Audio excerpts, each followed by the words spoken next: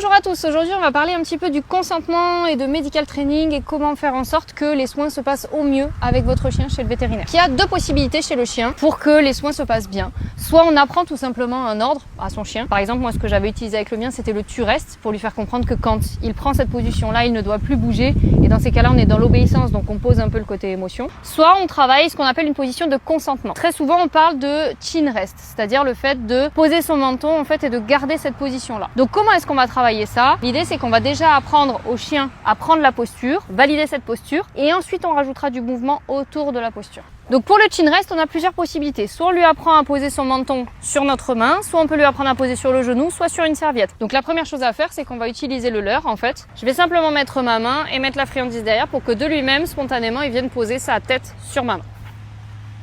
Oui! Oui!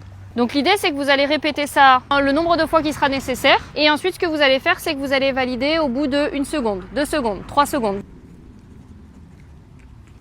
Oui! Donc l'idée c'est que vous donnez aucun ordre. Il faut vraiment que le chien apprenne que poser son menton spontanément sur la main, c'est positif. Une fois que le chien a bien compris et que dès que vous allez présenter votre main, il va poser sa tête, donc encore une fois, vous augmentez le temps d'attente. Et une fois que le chien s'est resté 10 secondes, 20 secondes sur la main sans problème, là vous allez bouger autour. Donc c'est-à-dire qu'une fois que le chien va avoir sa tête posée sur votre main, vous allez bouger l'autre main à distance du chien.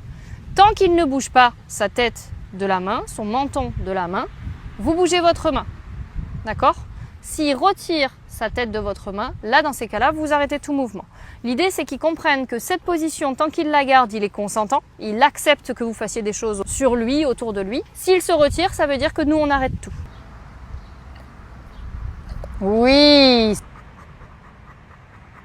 Oui! Donc en gros, le récapitulatif des étapes, c'est d'abord je présente ma main, je leurre avec une friandise en face. Le chien vient poser spontanément sa tête sur votre main. Vous validez. Ensuite, vous augmentez le temps d'attente. Une fois qu'il s'est bien posé son menton sur votre main, là vous venez faire du mouvement autour. Faites un mouvement suffisamment court pour que lui tienne la position. L'idée c'est de ne pas le mettre en échec. Si jamais il s'est retiré, je ne punis absolument pas, simplement j'arrête tout mouvement pour lui dire ok, ce que je veux que tu comprennes c'est quand tu as ta tête posée sur ma main, je peux continuer ce que je fais autour. Dès que tu retires ta tête, j'arrête tout.